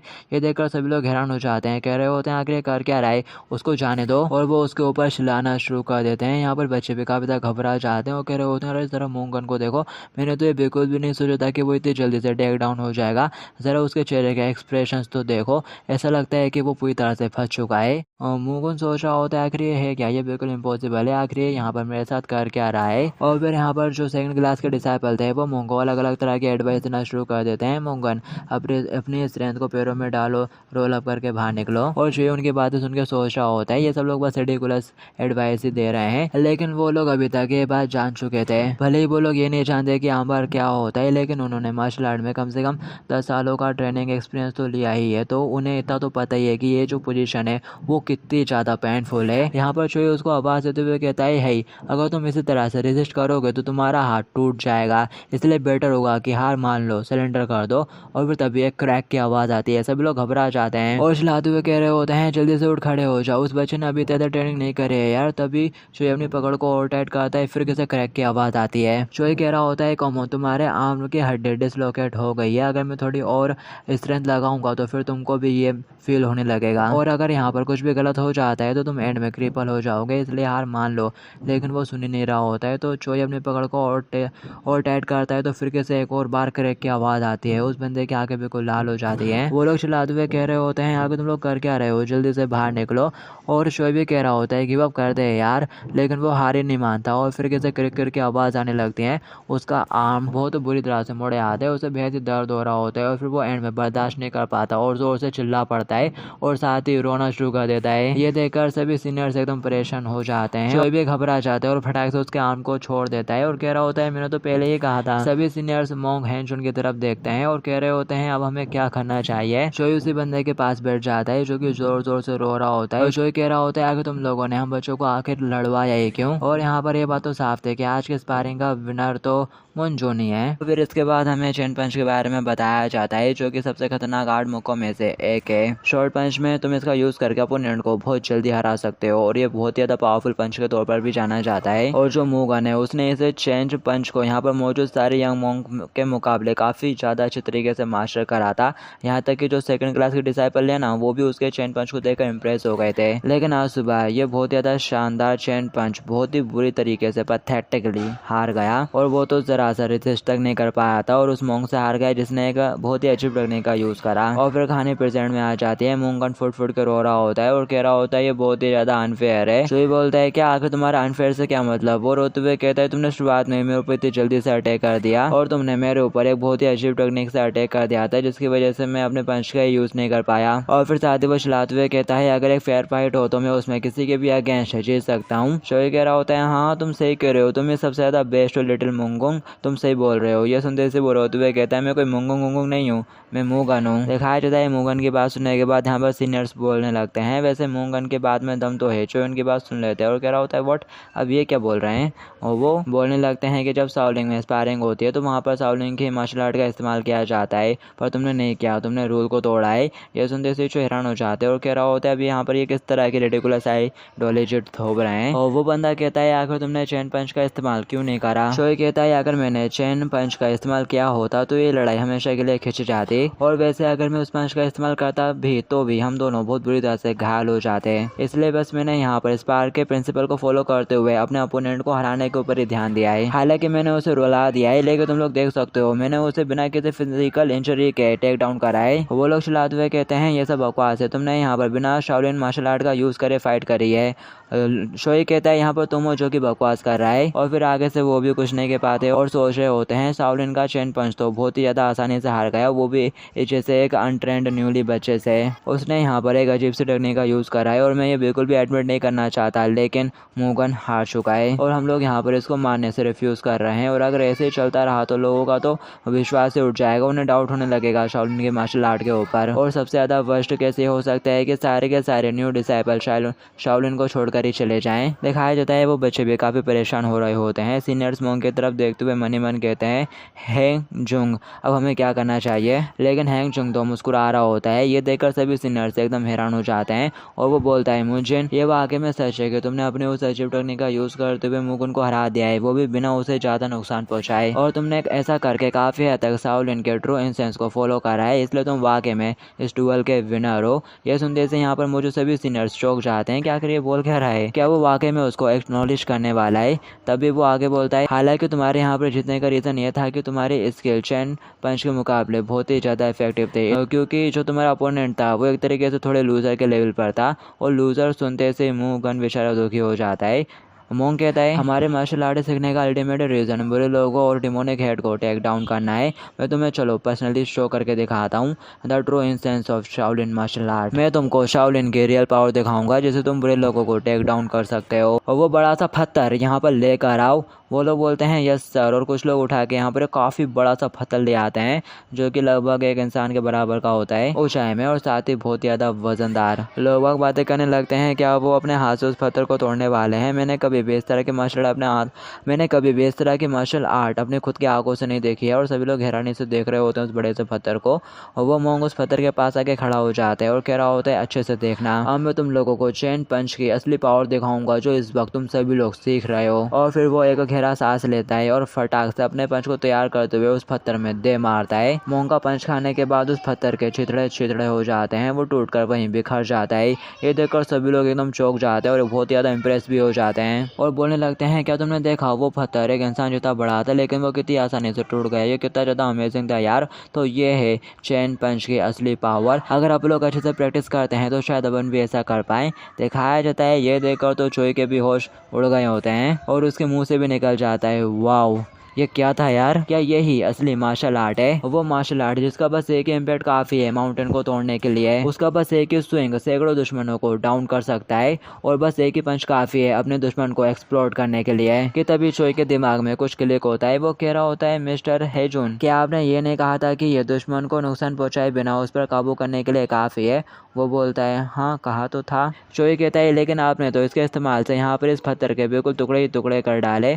फिर मोंक भी देखता है और फिर सभी लोग ये देखकर एकदम हैरान हो जाते हैं और सभी जगह पर एक ऑकवर्ड से शांति छा जाती है और सबके मन में एक ही बात आ रहा होता है ये बच्चा तो सही कह रहा है। और फिर ये सीन यहाँ पर कट हो जाता है और फिर नेक्स्ट सीन में दिखाया जाता है वो मोंग हैंसंग को बता रहा होता है सारी बातें। उसकी बात सुनने के बाद वो बोलता है वो क्या कह रहे हो ये तुम्हारा मतलब है कि उस बच्चे ने मूगन को हरा दिया बस एक ही मूव के साथ। वो मोंग कहता है हाँ मास्टर। संग बोलता है डेफिनेटली वो बच्चा कोई मामूली बच्चा नहीं है। मोंग कहता है हाँ पर वो बच्चा बहुत ज्यादा एरोगेंट स्टूडेंट है, लेकिन वो सभी मॉन्क्स में से सबसे ज़्यादा कठिन तरीके से अभी चेन पंच की ट्रेनिंग कर रहा है। तो उसका मास्टर कहता है कि तुम इस बात को लेकर परेशान हो कि वो अभी चेन पंच को ट्राई कर रहा है और उसकी ट्रेनिंग कर रहा है, और फिर वो बाद में इसी चेन पंच में कोई बहुत बड़ी सी वीकनेस निकाल डालेगा, वीक पॉइंट निकाल देगा वो इस चेन पंच में कोई सा। तुम इस बात को लेकर थोड़ा परेशान हो रहे हो क्यों? वो आगे से कहता है हाँ, अगर उसने ऐसा करा तो। उसका मास्टर कहता है तुम परेशान हो कि वो चेन पंच को आजमाने के लिए ट्रेनिंग कर रहा है और फिर साथ ही उसको इसकी थोड़ी कमज़ोरियाँ भी पता चल जाएंगी। वो कहता है हाँ, और अगर वो बच्चा किसी डिमोनिक गर्ल का स्पाई निकला तो। ये सुनते से मास्टर भी थोड़ा परेशान हो जाता है और कह रहा होता है क्या वो बच्चा और एक स्पाई? मास्टर कहता है तुमको ऐसा लगता है कि वो कोई स्पाई हो सकता है? मेरे को तो ऐसा बिल्कुल नहीं लगता, क्योंकि अगर वो एक स्पाई होता तो वो कुछ भी ऐसा नहीं करता जिससे कि वो लोगों की नज़र में आ जाए। मोंग कहता है हो सकता है कि वो यहाँ पर रिवर्स साइकोलॉजी का यूज़ कर रहा हो। मास्टर कहता है चिंता की कोई भी बात नहीं है, इससे भी ज़्यादा इंपॉर्टेंट बात यह है कि वो अभी यहाँ का एक न्यू डिसाइपल है। हम समय के साथ उसकी निगरानी करेंगे और पता लगाएंगे कि क्या वो वाकई में कोई अनोखा बच्चा है या फिर बस एक जासूस है। और फिर तभी मास्टर के दिमाग में एक बात आती है। वो कहता है अरे हाँ, ऐसा भी तो हो सकता है कि वो बच्चा किसी मार्शल आर्ट फैमिली से हो। मोंग कहता है हाँ, वैसे ये बात सेंस तो बना रही है, मेरे को भी थोड़ा डाउट हो रहा है। वैसे भी उसकी टेक्निक और एक्सरसाइज वाकई में काफ़ी अजीब है। और फिर साथ ही वो कह रहा होता है हो सकता है कि उसने वो ट्रेनिंग मेथड और अजीब सी टेक्निक अपनी फैमिली से सीखी हो। मास्टर कहता है एक बच्चे के जीवन में सबसे महान व्यक्ति उसका पिता होता है, और शायद वो बस यही साबित करना चाहता है कि उसके पिता की टेक्निक शाओलिन से बेटर है। और अब जबकि उसने मूकन को हरा दिया है तो अब तो वो और भी ज़्यादा एरोगेंट हो जाएगा। तो अब हमें क्या करना चाहिए? मास्टर थोड़ा सोचता है और फिर साथ ही बोलता है ऑल राइट, अगर हम उसको बॉब गैंग के पास छोड़ दें तो कैसा रहेगा? मोंग कहता है कि आपका मतलब उससे है जो कि कोड डिसाइपल में है। मास्टर कहता है चिंता मत करो, बॉब गैंग ने अर्थ हॉल में शामिल होने की वजह वॉलंटियर करने का फैसला किया है। वो मोंग कहता है कि ऐसा है, वेल बॉब गैंग काफ़ी अच्छा आइडिया हो सकता है। और फिर इसके बाद हमें सीधे रात का सीन दिखाया जाता है किसी और जगह का। शायद कुछ लोग आपस में बातें करते हुए सोने के लिए जा रहे होते हैं कि तभी उनमें से एक बंदे की नज़र साइड में पड़ती है और वो देखकर काफ़ी ज़्यादा हैरान हो जाते हैं और कह रहा होता है चलो चलो अपन दूसरे रास्ते से चलते हैं। वो लोग पूछने लगते हैं क्या हो गया अचानक से? और वो बंदा कहता है जरा वहाँ तो देखो। वो दूसरा बंदा कहता है क्या हो गया, क्या तुमने किसी भूत को देख लिया? और फिर साथ ही वो भी देखता है और कह रहा होता है आखिर वो कर क्या रहा है? और वो बंदा कहता है द मैड डॉगो रोल फैंटिक, मतलब बॉब गैंग। वो लोग बोलते हैं क्या वाकई में, क्या ये वाकई में वो ही है? आखिर ये यहाँ पर क्या कर रहा है? और वो आमतौर पर ट्रेनिंग ग्राउंड में देर तक प्रैक्टिस करता है, तो अब वो यहाँ पर क्या कर रहा है? दूसरा बंदा कहता है कि तुम खुद की आंखों से देख नहीं पा रहे हो, वो यहाँ पर हॉर्स स्टैंस की प्रैक्टिस कर रहा है। तीसरा बंदा कहता है लेकिन ट्रेनिंग ग्राउंड के बजाय वो यहाँ पर क्यों कर रहा है? दूसरा बंदा कहता है वेल ये शायद ऑब्वियस है, वो बिना आराम करे कंटिन्यू ट्रेन करना चाहता है। ये सुनते से वो दूसरा बंदा कहता है डैम, वो तो बहुत ही ज़्यादा टफ निकला। वो बंदा थोड़ा हंसते हुए कह रहा होता है हम लोग जानते हैं पहले से कि वो कितना ज़्यादा टफ है, इसलिए तुम यहाँ पर ऐसे एक्टिंग करना बंद करो जैसे कि तुम यहाँ पर न्यू हो। वो बंदा कहता है हाँ ये तो सही बात है, उसको किसी रीज़न की वजह से ही मैड डॉग कहा जाता है। तीसरा कहता है आई थिंक उसका सर नेम रूल्स फेंटिंग नहीं बल्कि रूल्स डॉग होना चाहिए था। और वो बंदा हंसते हुए कहता है डिसाइपल कोड में एक मैड डॉग वो वाकई में उसके लिए काफ़ी ज़्यादा सूटेबल जगह है। तभी कोई तीसरा बंदा कह रहा होता है कि तुमने अभी तक वो बात नहीं सुनी, वो कल अर्थ हॉल जा रहा है। ये सुनते से वो बंदा चलाते हुए कहता है क्या उसका डिसिप्लिन कोड में चढ़ना कंफर्म नहीं हुआ था? दूसरा बंदा भी चलाते हुए कह रहा होता है ऐसे भी अफवाहें हैं कि वो डिसिप्लिन कोड का अगला मास्टर बनने वाला है, तो आखिर वो कहीं और क्यों जाएगा? क्या तुम ये कह रहे हो कि मुझे उस मैड डॉग के साथ फ्री से जीवन जीने की ज़रूरत है? और फिर हमें बताया जाता है सेकंड क्लास के डिसाइपल्स में बाओ गैन का काफ़ी बड़ा इन्फ्लुएंस रहा है। जब से वो थर्ड डिसाइपल के कैटेगरी में आया है तब से ही उसने हमेशा जूनियर्स को ग्रिल किया है और शाओलिन के अनुशासन को बनाए रखा है। और फिर साथ ही वो तीसरा बंदा उन दोनों को बताता है कि उसने कहा है कि वो शाओलिन के नियमों के बारे में जानने के लिए सभी हॉल और कोर्ट में शामिल होने जा रहा है। दूसरा बंदा कहता है जैसे कि फैंटेंटिक रूल से एक्सपेक्टेड था,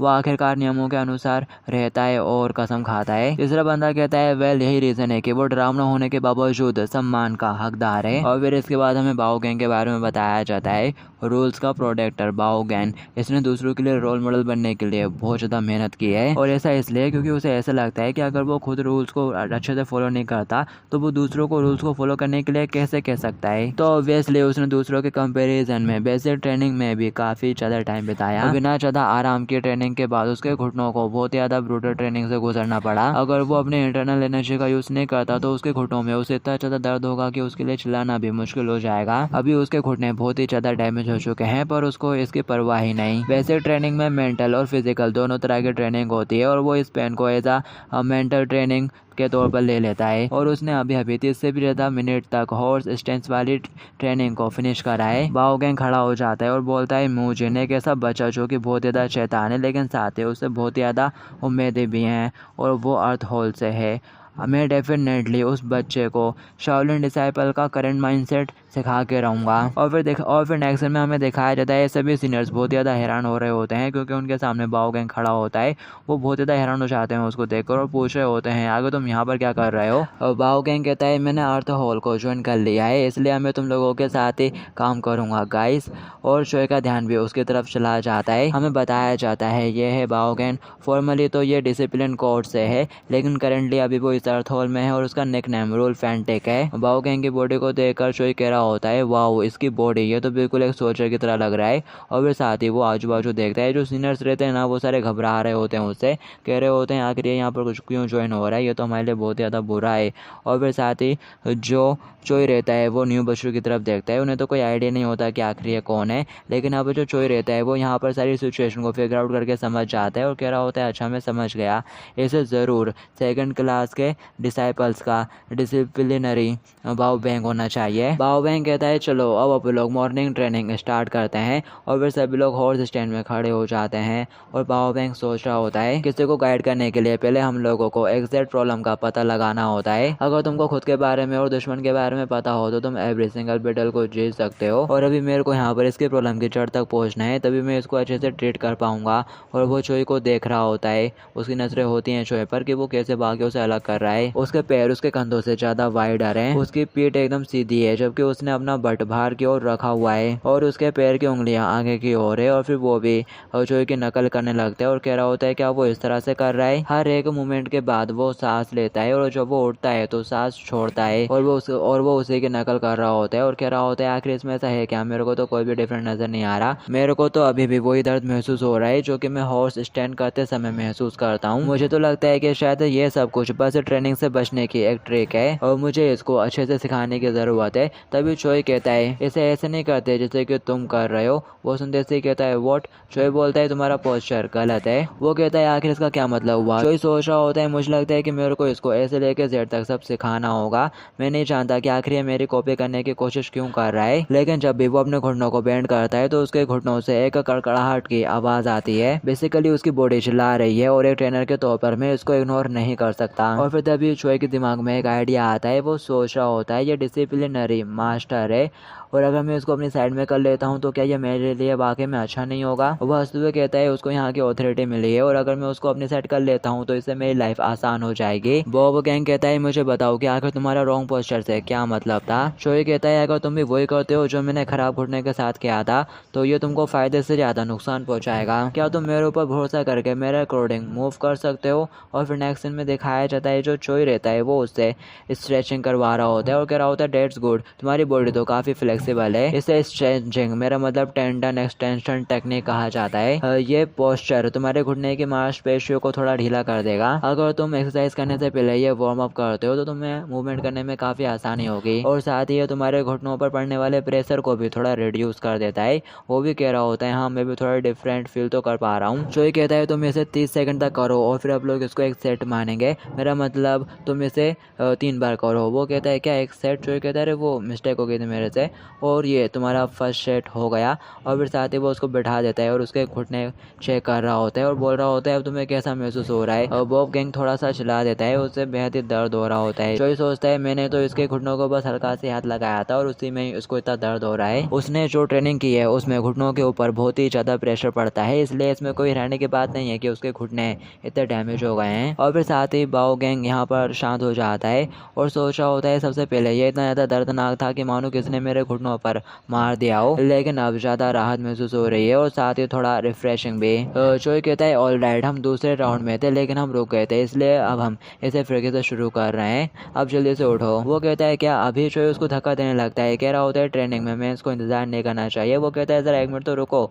और साथ ही वो सोच रहा होता है मुंजिन आखिर ये किस तरह का बच्चा है। सीनियर्स भी दूर से देख रहे होते हैं। मुंजिन उसे धक्का देकर खड़ा कर रहा होता है। मोंग कहता है आखिर वो बाओगैंग कर क्या रहा है। सीनियर बोलते हैं मैं नहीं बता सकता आखिर आखिर ये क्या चल रहा है। शोई कहता है जब भी तुम्हें ऐसा महसूस हो कि तुम्हारे घुटने ठीक महसूस नहीं हो रहे हैं तो तुमको इस तरह की एक्सरसाइज करने की ज़रूरत है। और फिर इसके बाद हमें बॉब गैंग के बारे में बताया जाता है। बॉब गैंग को रूल फैंटेक्स भी कहा जाता है। वो रूल्स को लेकर कुछ ज़्यादा ही क्रेजी है, इसलिए उसका निक नेम मैड डॉग भी पड़ गया है। और जब से बॉब गैंग इस शाओलिन टेम्पल में आया है तब से ही उसने सेकंड क्लास के डिसाइपल्स को काफ़ी डरा के रखा है। तो उन लोगों को पता है कि वो कितना ज़्यादा क्रेजी और ऑब्सेसिव है। लेकिन अभी उनकी आंखों के सामने जो बॉब गैंग है वो बहुत ही ज़्यादा फ्रेंडली तरीके से ऐड कर रहा है और एक अजनबी न्यू मॉन्क के साथ ट्रेनिंग भी कर रहा है। शोई कहता है आप लोग थोड़ी देर के लिए आराम करेंगे और फिर इसे 15 बार रिपीट करेंगे। वो कहता है ठीक है। शोई कहता है बॉब गैंग जो पोस्चर तुम पहले ट्राई करने की कोशिश कर रहे थे उसे ऐसे करते हैं जैसे कि मानो तुम चेयर पर बैठे हो। बॉब गैंग कहता है हाँ लेकिन तुम तो कह रहे थे कि वो रॉन्ग पोस्चर है। शोई बोलता है वो तो मैं इसलिए कह रहा था क्योंकि फिलहाल तुम्हारी घुटनों की कंडीशन थोड़ी बेकार है, इसलिए अभी तुमको अपने घुटनों को बस थोड़ा सा ही बेंड करने की ज़रूरत है ताकि तुम्हारे घुटनों के ऊपर कम प्रेशर लगे। तो उसकी बात सुनने के बाद वो 30 डिग्री के हिसाब से झुक के खड़ा हो जाते हैं जिसे मिनी स्क्वाट भी बोलते हैं और कह रहा होता है कि इसी तरह से करना है। क्या तुम समझ गए? तुमको बस अपने घुटनों को थोड़ा सा बेंड करना है। मैंने यहाँ पर तुमको शॉर्ट में बताया है, अभी मैं तुमको खुद करके भी दिखाऊंगा।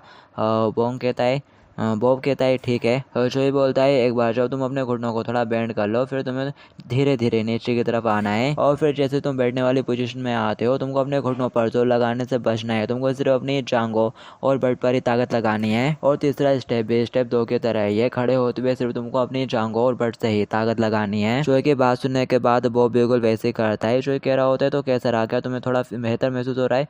वो कहता है हाँ ये ठीक ही है। शोई कह रहा होता है बहुत अच्छे, चलो अब थोड़ा आराम कर लेते हैं। बॉब काफी हैरानी में होता है और सोच रहा होता है डेफिनेटली अब मेरे को पहले के मुकाबले काफी कम पेन फील हो रहा है। शोई कहता है जबकि हमने इस एक्सरसाइज के 3 राउंड पूरे कर लिए हैं तो चलो तुम्हारे पेंडियल की तरफ बढ़ते हैं। शोई मनी मन कहता है हाँ एक एक्सपीरियंस ट्रेनर इसी तरह का होता है जिनको देखने से लगता है कि वो थोड़े खतरनाक फीरियस टाइप के हैं। उनका वो स्वभाव उन लोगों के खिलाफ थोड़ा कमजोर पड़ जाता है जो कि बहुत ज्यादा फ्रेंडली टाइप के होते हैं। और यहाँ पर जो चोई रहता है वो उस बंदे की काफी ज्यादा तारीफें करे जा रहा होता है और फिर गाने प्रेजेंट में आती है। वो यहाँ पर वो की भी काफी तारीफें करता है, कह रहा होता है बाबू तुमने तो काफ़ी अच्छा करा, तुमने तो काफ़ी जल्दी सारी एक्सरसाइज को सीख लिया जैसा कि एक रेगुलर एक्सरसाइज करने वाले से एक्सपेक्टेड था। वो भी आगे से हंसते हुए कहता है अरे ऑफ कोर्स मेरे को शाओलिन टेम्पल में ज्वाइन हुए 18 साल हो चुके हैं। और वो दोनों काफ़ी हंस के बातें कर रहे होते हैं। सीनियर्स कहते हैं क्या वो वाकई में पागल हो गया है क्योंकि हम लोग उसे कंटिन्यू पागल कुत्ता बुलाते रहते हैं। दूसरा कहता है शायद वो क्रेजी होने वाला है। और फिर हमें पीछे मोंग को दिखाया जाता है जिसका ब्लड प्रेशर बहुत ज़्यादा हाई हो रहा होता है लेकिन वो खुद को कंट्रोल करके रखा हुआ रहता है। और उस मोंग का हाई जंग का इतना ज़्यादा सर दर्द हो रहा था कि उसने फिलहाल के लिए उन दोनों को नज़रअंदाज करने का फैसला लिया। और फिर दिखाया जाता है वो लोग कहते हैं ऑल राइट अब तुम सभी लोग ब्रेकफास्ट करने के लिए जा सकते हो। सभी ने अच्छा करा। जो चोई रहता है ना वो बॉब से कह रहा होता है मैंने तुमको जो सिखाया है वैसे ही करना है जब भी तुम लोअर बॉडी की ट्रेनिंग करो। अगर पहले वो स्ट्रेचिंग वाली एक्सरसाइज कर लेते हो तो जब तुम एक्चुअल ट्रेनिंग करोगे तो काफ़ी अच्छा होगा। बॉब कहता है ओके समझ गया। और यहाँ पर जो बॉब है वो मुंशिन के इंस्ट्रक्शन को ऐसे अंधेपन में फॉलो नहीं कर रहा है। उसने इस बात को खुद ही एक्सपीरियंस कर लिया है कि मुंशिन का ट्रेनिंग मेथड कितना ज़्यादा इफेक्टिव है, इसलिए उसने डिसाइड कर लिया है कि वो उसके इंस्ट्रक्शन को फॉलो करेगा। और साथ ही बॉब गैंग सोच रहा होता है उसकी वो सारी टेक्निकें बहुत ही ज़्यादा इनक्रेडिबल हैं। उसने मेरे को यहाँ पर जो टेक्निकें सिखाई हैं वो वाकई में काफ़ी इफेक्टिव है। जब मैं ट्रेनिंग करता था अपनी पुरानी टेक्निकों से उसके कंपेरिजन में अब मेरे घुटनों में काफ़ी कम पेन महसूस हो रहा है। और साथ ही मेरी लोअर बॉडी की मसल भी थोड़ी स्ट्रेच हो गई हैं। और साथ ही वो चोई से पूछ लेता है क्या तुमको ये सारी टेक्निकें तुम्हारी फैमिली ने सिखाई हैं। उसके बाद सुनकर वो थोड़ा हैरान हो जाता है।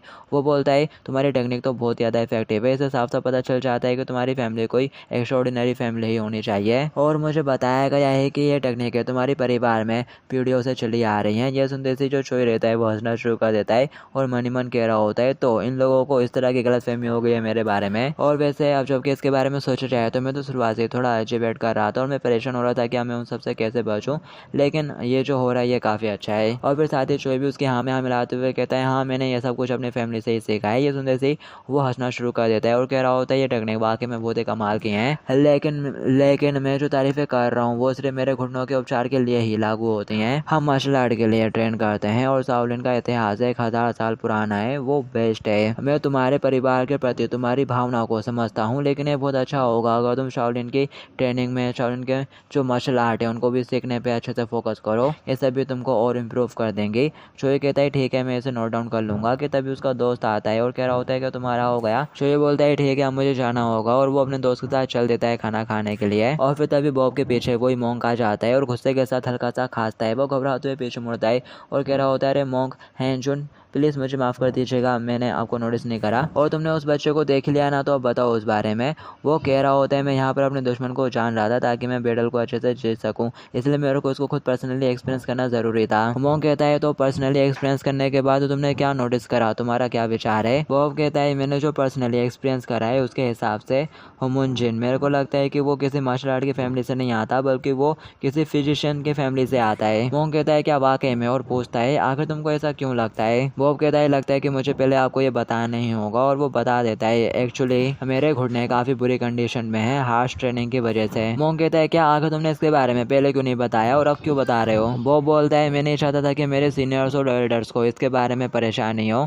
और मोस्ट इम्पोर्टेंटली मैं अपने इंजरी और वीक साइड को अपने जूनियर्स को नहीं दिखाना चाहता था। मेरे जूनियर्स जो कि मेरे साथ काफ़ी टाइम से ट्रेन कर रहे हैं, 10 साल से भी ज़्यादा हो चुका है, उनमें से अभी तक ये बात कोई भी नोटिस नहीं कर पाया है कि मेरे घुटनों की कंडीशन इतनी बेकार है। लेकिन ये काफ़ी ज़्यादा सरप्राइजिंग था, उस बच्चे ने ये इमीडिएटली नोटिस कर लिया और फिर साथ ही उसने मेरे को कुछ एक्सरसाइजेस सिखाई जिससे मेरे घुटनों पर कम दबाव पड़े। मोंग सिर पर हाथ मारते हुए कहता है तो वो एक फिजिशियन की फैमिली से आता है जो कि मार्शल आर्टिस्ट का इलाज करते हैं। अब हम उसके साथ क्या करें? उसके जैसे टैलेंटेड बच्चे की वजह से शाओलिन की ट्रेनिंग खतरे में पड़ गई है, खत्म होने वाली है, कोलैप करेगी। बॉब कहता है प्लीज आप परेशान मत होइए, मैं मुंजिन को करेक्ट रास्ते के लिए गाइड करूंगा। वो बोलता है कि तुम ऐसा कर लोगे? वो कह रहा होता है छोटे बच्चे उन बड़ों की बातें सुनना पसंद करते हैं जिनके वे करीब होते हैं। उसके साथ जबरदस्ती करने की वजह में उसके करीब जाऊंगा और धीरे धीरे उसे शाओलिन के ट्रेनिंग मेथड्स सिखाऊंगा। मोंग कहता है ऑल राइट, जैसा कि तुम्हारा सजेशन है, अब लोग इसे जल्दबाजी में नहीं करते, आई गेस इसे धीरे धीरे करना ठीक होगा। और फिर इसके बाद हमें आफ्टरनून के बाद का सीन दिखाया जाता है। जो चोई रहता है ना, उसका मूड बहुत ज़्यादा खराब हो रहा होता है। वो बुद्धा वाली स्टडी करके नाश्ते के ठीक बाद बौद्ध धर्म का पाठ, मुझे वाकई में इसकी आदत नहीं हो सकती। वो मोंग चलाते हुए कहता है ऐसा लगता है कि तुम सभी ने चेन पंच के फॉर्म को अच्छे से प्रैक्टिस कर लिया है, इसलिए अब हम अगले ट्रेनिंग पर जाएंगे। आंतरिक और भारी ऊर्जा को कंबाइन करने के बाद ही कोई मार्शल आर्ट की पूरी शक्ति का यूज कर सकता है, इसलिए आज हम तुमको तुम्हारी आंतरिक ऊर्जा पर कंट्रोल पाने के लिए तैयार करेंगे। ये दोनों तुमको डेमोस्ट्रेट करके दिखाएंगे कि कैसे करना है। वो बोलता है लोटस पोजीशन में बैठ जाओ, तो वो दोनों वहीं पर बैठ जाते हैं आर्टी पार्टी बांधकर। वो मोंग कहता है पहले तुमको अपनी आंखें बंद करनी है और अपनी सांसों पर फोकस करना है, अपनी नाक से जितने गहराई तक हो सके सांस लो, और फिर उसके बाद वो हवा जिसको तुमने सांसों के जरिए अंदर लिया है उसको अपनी नसिका और गले से गुजरने दो, और तब तक सांसें लेते रहो जब तक ये तुम्हारी कोर एनर्जी तक ना पहुंच जाए। चोई कहता है वाओ, और साथ ही बहुत ही एक्साइटेड हो जाता है। सोच रहा होता है फाइनली वो दिन आ ही गया जब मैं आखिरकार वो मार्शल आर्ट सीखूंगा जिसका मैंने सपना देखा था। मोंग कहता है सभी लोग जल्दी से पोजीशन में बैठ जाओ। चोई सोच रहा होता है हमारी सारी ट्रेनिंग जब से एक्सरसाइज जैसे ही चल रही थी और मैं तो इसे बोर ही होने लगा था, उपसा गया था।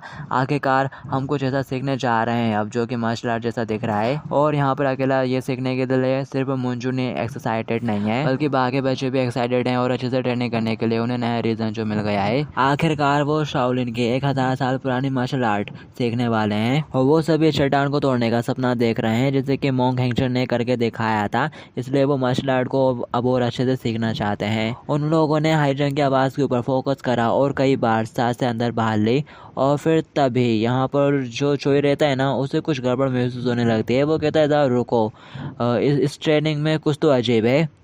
और फिर चोई आजू बाजू देखते हुए कहता है मैं समझ गया कि ये एक सांस लेने की टेक्निक है, ये तो शाओलिन के उन ट्रेनिंग मेथड्स से अलग है जो कि मैंने नॉवेल्स में देखे थे। क्या ये हम लोगों को इनर एनर्जी को कल्टीवेट करने की टेक्निक नहीं सिखाएंगे, जैसे कि ये नहीं है 5 एलिमेंट और दूसरी चीज़ है? और फिर साथ ही वो सोच रहा होता है वेल शाओलिन के पास ज़रूर ऐसा करने का कोई गुड रीज़न होगा।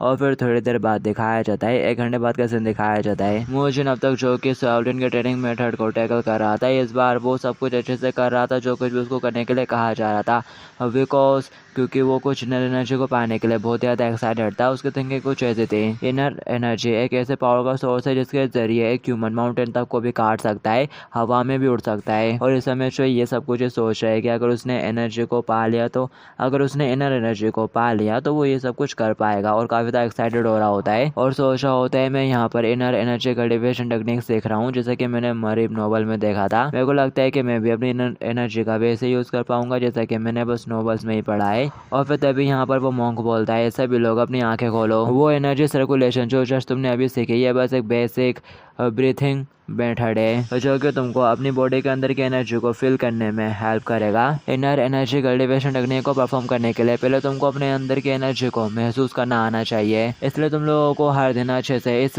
टेक्निक की प्रैक्टिस करनी है ताकि तुम अपने अंदर की एनर्जी को फिल कर पाओ। You understand. और फिर तभी नेक्स्ट में दिखाया जाता है कोई दुखी हो जाता है और सोच रहा होता है तो ये लोग डायरेक्ट हमको इनर एनर्जी कल्टीवेशन टेक्निक नहीं सिखा रहे हैं। मेरे को विश्वास नहीं हो रहा। यहाँ पर हम लोगों को फिर से बेसिक्स से ही स्टार्ट करना पड़ रहा है। और फिर तभी यहाँ पर एक बंदा चोई को एक किताब देता है। चोई कहता है आखिर ये क्या है। मोंग बताता है सेकंड क्लास के डिसाइपल्स ने अभी तुम लोगों के हाथों में जो बुक दी है उसके अंदर ह्यूमंस के मेरेडियंस की इमेजेस हैं और तुम लोगों को पूरी बुक मेमोराइज करने की ज़रूरत नहीं है, बस मेरेडियंस वाला ही पार्ट मेन है। तुम इसका यूज़ जब कर सकते हो जब तुम्हारी बॉडी के अंदर एनर्जी का अच्छे से सर्कुलेशन हो रहा हो, या फिर अपने अपोनेंट को वश में करने के लिए भी यूज़ कर सकते हो।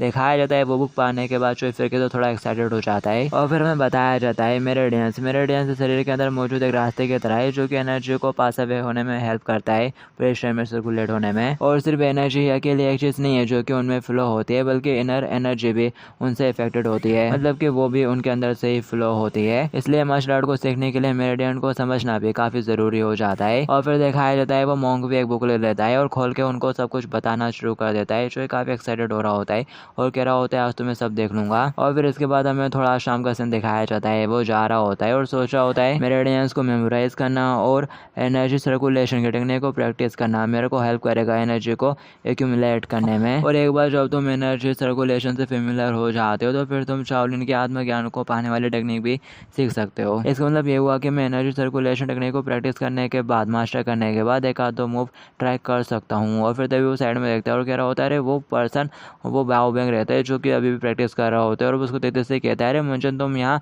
मुझे चिल्लाते हुए कहते हैं आगे तुम क्या कर रहे हो। बॉब गैंग कहता है अब उन एक्सरसाइज को करने से मेरे घुटने होते ज़्यादा दर्द नहीं होते जो कि तुमने मेरे को सिखाई है। और मैं अभी अपने आप को और भी ज़्यादा ट्रेन करने की कोशिश कर रहा हूँ, लेकिन उसके घुटनों से कट कट की आवाज़ आई जा रही होती है। तो उससे परेशान होकर चोई अपना सर पकड़ लेता है और कह रहा होता है मैं इसके घुटनों के गड़गड़ाने की आवाज़ अभी भी सुन सकता हूँ। और वो उससे कहता है मैंने तुमको वो एक्सरसाइज इसलिए सिखाई थी ताकि तुम्हारे घुटनों में ज़्यादा दर्द ना हो और तुम्हारे घुटने रिकवर कर सकें। बॉब गैंग कहता है लोहा हथौड़े के मार खाने से और ज़्यादा स्ट्रॉन्ग हो जाता है। ज़रा मेरे आर्म्स की तरफ देखो, ज़रा मेरे इन ऑसम मसल्स की तरफ देखो जो कि मैंने 18 साल तक ट्रेन करके बनाए हैं। चोई मैनीमैन कहता है तुम्हारी मसल्स चाहे भाड़ में। और वो उससे बोल रहा होता है लोहा हथौड़े की मार खाने से तभी स्ट्रॉन्ग बनता है जब वो एक करेक्ट मैनर में हो रहा हो। अगर तुम ओवरडू करोगे तो वो टूट जाएगा। और यही सेम बात ह्यूमंस पे भी अप्लाई होती है। आई एम सॉरी लेकिन क्या तुम यहाँ पर थोड़ा बैठ सकते हो। वो कहता है ठीक है और साथ ही बैठ जाता है। वो उसके घुटने पकड़ लेता है, कह रहा होता है ठीक है मैं तुमको थोड़ा मसाज करूँगा, मेरा मतलब मैं तुम्हें ऐसा कुछ ऐसा करूँगा जिससे कि तुम्हें थोड़ा प्रेशर रिलीफ महसूस होगा, बस ये थोड़ा सा हर्ट होगा। और वो शुरू हो जाता है। बोंग को थोड़ा दर्द हो रहा होता है। वो कहता है अगर तुम्हें ज़्यादा दर्द हो तो मेरे को बता देना। और फिर वो उसके घुटने की मसाज करना स्टार्ट कर देता है और सोच रहा होता है इस इंजर्ड घुटने की मसाज करते करते मेरे को तो अपना पास्ट याद आ गया। और वो टाइम जब मैं स्पेशल फोर्स में था, भले मेरे को बहुत ज़्यादा कष्ट सहना पड़ा लेकिन मेरे मिशन को पूरा करने के लिए नदी को पार करना ज़रूरी था। और फिर इन द एंड मुझे सर्विस से रिटायर होने के लिए मजबूर किया गया। उस समय में वाकई में बिना किसी एनर्जी के बस हर दिन जी रहा था। और फिर वो पानी में अपने शक्ल देखना शुरू कर देता है और सोच रहा होता है मुझे ऐसा लग रहा है जैसे कि मैं अपने पास्ट वर्जन को ही देख रहा हूँ। और वो शायद इस वक्त मोंग में देख पा रहा होता है अपने पास्ट वर्जन को। आई मीन बोंग बो बोलेंगे। और वो उससे कहता है अगर तुम्हारी बॉडी इंजर्ड है तो तुम्हें को ही इसे सफ़र करना पड़ेगा, कोई भी इसकी रिस्पॉन्सिबिलिटी नहीं लेगा, तो इसलिए प्लीज़ अपनी बॉडी का ख्याल रखो। वो बोलता है मुंजिन कहता है यस सीनियर। और वो सोच रहा होता है कि इसको ऐसा तो फील नहीं हो रहा जैसे कि मैं इसको लेक्चर दे रहा हूँ। वो उसके सिर के ऊपर हाथ फेरना शुरू कर देता है और कहता है मैं नहीं जानता कि यहाँ पर आने से पहले तुम क्या कर रहे थे, लेकिन शाओलिन अपने डिसाइपल्स को सिर्फ इसलिए नहीं छोड़ देते क्योंकि उनके शरीर की हालत ख़राब हो जाती है। और फिर साथ ही वो हंसते हुए कहता है चाहे कुछ भी हो जाए वो किसी को भी नहीं छोड़ते। ये सुनने के बाद चोई को उसकी बात थोड़ी अच्छी लगती है। वो हल्का सा मुस्कुरा देता है और बोल रहा होता है वेल अगर ऐसी बात है तो और तुम बोल रहे हो तो ज़रूर ऐसा होता होगा। बाओगेंग कहता है हंसते हुए इसलिए कल से तुमको मेरे पर भरोसा करना चाहिए और शाओलिन की ट्रेनिंग लेनी चाहिए। और फिर साथ ही वो उसका पाँव दबा देता है तो बाओगेंग बहुत ज़ोर से चिल्ला पड़ता है। और इन 18 सालों में पहली बार बाओगेंग जब इतनी ज़ोर से चिल्लाया है तो दिखाया जाता है वो थोड़ा एम्बेरस हो जाता है और फटाक से उठ के खड़ा हो जाता है और कह रहा होता है सॉरी मैंने तुम्हारा इतना टाइम ले लिया, लेकिन अब तुम कहाँ जा रहे हो। शोई बोलता है मैं अपने कमरे में वापस जाऊँगा और आज टेक्निक जो मैंने सीखी है एनर्जी कल्टिवेशन की उसी को ही प्रैक्टिस करूँगा। बाओगेन कहता है क्या एनर्जी सर्कुलेशन टेक्निक, क्या तुम्हारी फैमिली वालों ने तुमको इनर एनर्जी को कल्टिवेट करने की टेक्निक नहीं सिखाई? और जबकि तुम एक फिजिशियन फैमिली से हो तो तुमको तो एनर्जी के फ्लो को रीड करना आना चाहिए।